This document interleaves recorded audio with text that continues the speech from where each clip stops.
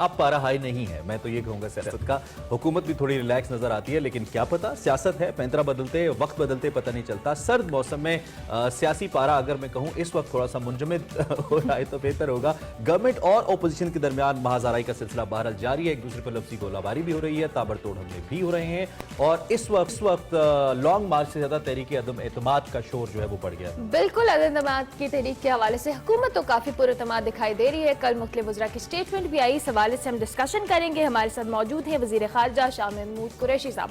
बहुत शुक्रिया Shah for joining us early in the morning. सबसे पहले तो आपको खुशामदीद कहेंगे एक्सप्रेसो में। कल हमने आपकी स्टेटमेंट भी देखी और कल गवर्नमेंट का एक बड़ा पुरएतमाद किस्म का वज़ीर दाखिला शेख रशीद साहब ने भी कहा, इसके साथ साथ दीगर लोगों की भी स्टेटमेंट्स आई। आपने खुद भी ये बोला कि बिलाखिर बिलावल भुट्टो ज़रदारी ने वज़ीर आज़म इमरान खान को आईनी तौर पर तस्लीम कर लिया है, और अब जो तहरीक अदम एतमाद के हवाले से बहुत सारी कयासराइयाँ थी, इस हवाले से क्या कहेंगे आप? देखिए, तहरीक अदम एतमाद अगर कोई लाना चाहते हैं तो हमें कोई एतराज नहीं।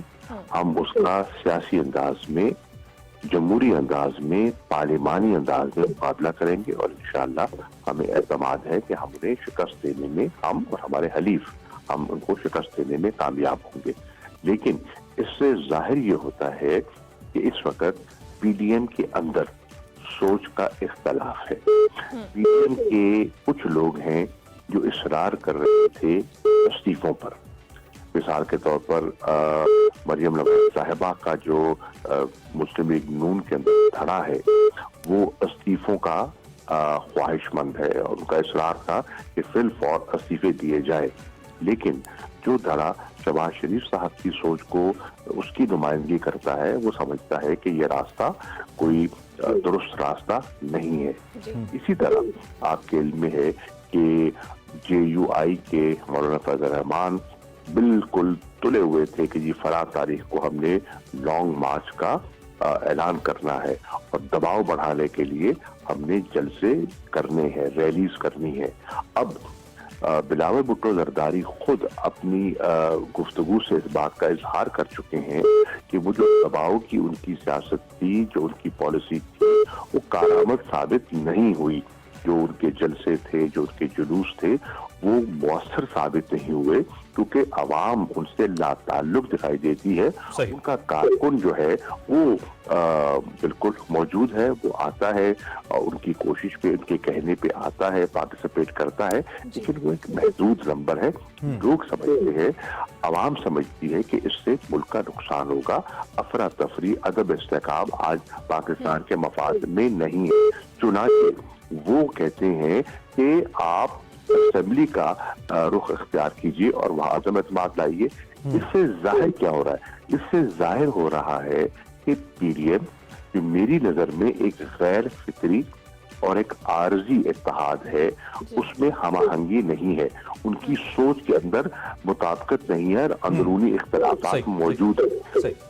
शाह साहब, ये जो गैर फितरी आप बात करते हैं, ये पीपल्स पार्टी और नून लीग की हद तक तो समझ आती है, लेकिन मौलाना और मुस्लिम लीग नून की हद तक समझ नहीं आती, क्योंकि आप खुद भी और नवाज शरीफ साहब से भी उनको दाएं बाजू की जमात बहुत अरसे तक कहा जाता है, अब भी कहा जाता है, और मौलाना साहब का भी कुछ जो मकतबा फ़िक्र है वो इसी जानिब है।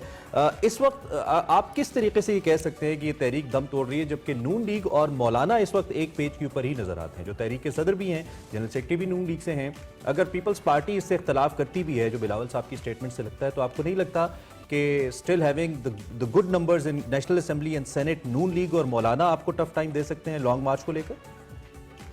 देखिए, मौलाना की भी अगर आप सियासत का अपना मुताला करें तो मौलाना खासी लचकदार सियासत की रही है।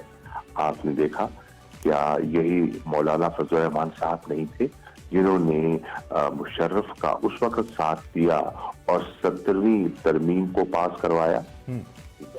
क्या मौलाना फजल रहमान साहब नहीं थे जिन्होंने पीपल्स पार्टी के साथ ताउन किया? क्या मौलाना ने कश्मीर कमेटी के जिम्मेदारी संभालने के बाद अपनी पॉलिसीज पर, अपने रवैये पर नजरसानी नहीं की? क्या मौलाना की अपनी जमात के अंदर इस वक्त आपको इख्तलाफ और दबाव बढ़ता हुआ दिखाई नहीं दे रहा? तो उनके अंदर भी एक जिस कहते हैं ना जमात के अंदर एक कशमकश की कैफियत दिखाई दे रही है। ठीक है, आप समझते हैं कि मौलाना भी उस तरह खतरा नहीं है। अच्छा, आगे बढ़ते हुए हम अगर सेनेट की बात करें, सेनेट के ऊपर हुकूमत के जो प्लान्स थे, फिल वक्त ऐसा लगता है कि शायद सुप्रीम कोर्ट से इलेक्शन कमीशन ने भी जो रिसेंटली कहा, शायद आपकी जो ख्वाहिश है ओपन बैलेट को लेकर वो पूरी ना हो, बज़ाहिर ऐसा लगता है। अगर ऐसा नहीं भी होता तो गवर्नमेंट का होमवर्क क्या है, क्योंकि सेनेट इलेक्शन तकरीबन सर के ऊपर हैं और इस हवाले से पहले ही जो सियासत है, जो चाहे जोड़ तोड़ का भी मामला है, वो शुरू हो जाता है। तो इस पे क्या राय है आपकी? देखिए, पहली बात तो ये है कि ओपन वोट की हमारी ख्वाहिश क्यों है। आप इंतखाबात के माजी के इंतखाबात को उठा के देख लें, हर जमात ने इंतखाबात के बाद हॉर्स ट्रेडिंग का जिक्र किया। उन्होंने कहा कि खरीदो फरोख्त हुई, पैसा चला, लोगों को खरीदा गया, वफादारियां तब्दील की गई। और जब पिछले इंतखाबात हुए और हमारे इल्म में, तहरीक इंसाफ के इल्म में ये बात आई, तो तहरीक इंसाफ के चेयरमैन इमरान खान ने 20 के लगभग अपने एमपीज को एक डिसिप्लिनरी एक्शन लेते हुए पार्टी से निकाला।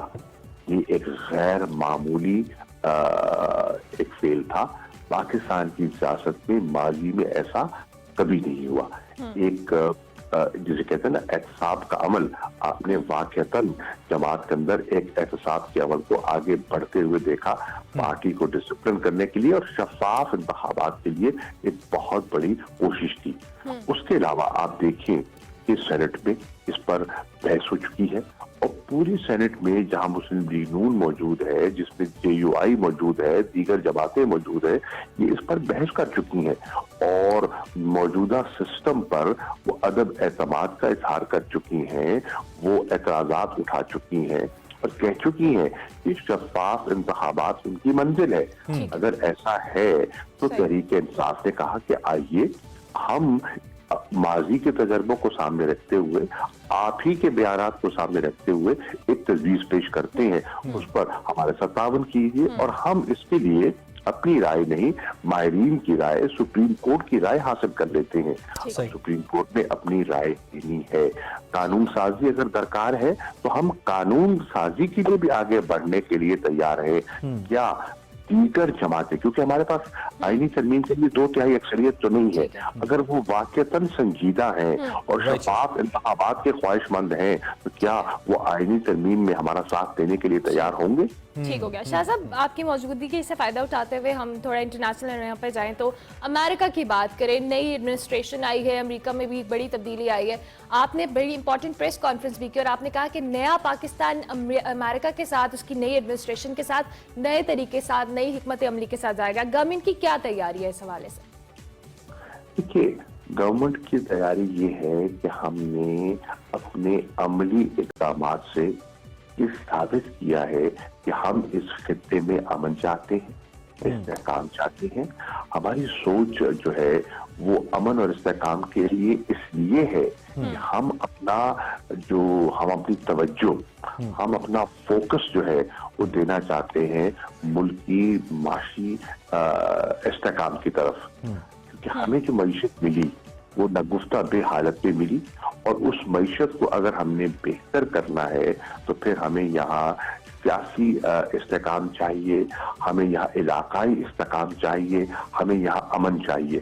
अमन होगा तो सरमायाकारी होगी, सरमायाकारी होगी तो रोजगार पैदा होगा, ठीक है, प्रोडक्टिविटी बढ़ेगी, महंगाई कम होगी। हम इन चीजों की तरफ तवज्जो देना चाहते हैं और इसके लिए हमने जब हुकूमत बारज़ वजूद में आई थी तो हमने हिंदुस्तान को भी एक पेशकश की थी कि आप अमन के लिए, खित्ते की बेहतरी के लिए एक कदम उठाएं, हम 2 उठाने के लिए तैयार हैं। वो उन्होंने उस पर तवज्जो न धरी और ऐसे इक़दाम उठाए जिससे मामलात मजीद खराब हुए मकबूजा कश्मीर में। इसी तरह अफगानिस्तान में आपने देखा कि हम अमन के अमल को आगे बढ़ाने में हम अपना किरदार अदा कर रहे हैं और बैनुल-अक़वामी दुनिया ने उसको सराहा है, एतराफ़ किया है। ठीक है, बहुत शुक्रिया आपके वक्त का। शाह महमूद कुरैशी साहब, वज़ीर ख़ारिजा पाकिस्तान, हमारे साथ अलसुब मौजूद थे। अहम वहाँ पे पॉलिटिकल और इंटरनेशनल पे अपने ख्यालात का इज़हार करते। जल्दी से ब्रेक हमने लेनी है, ब्रेक से जब वापस आएंगे तो और बहुत कुछ आपको दिखाने के लिए स्टे ट्यून्ड टू एक्सप्रेसो।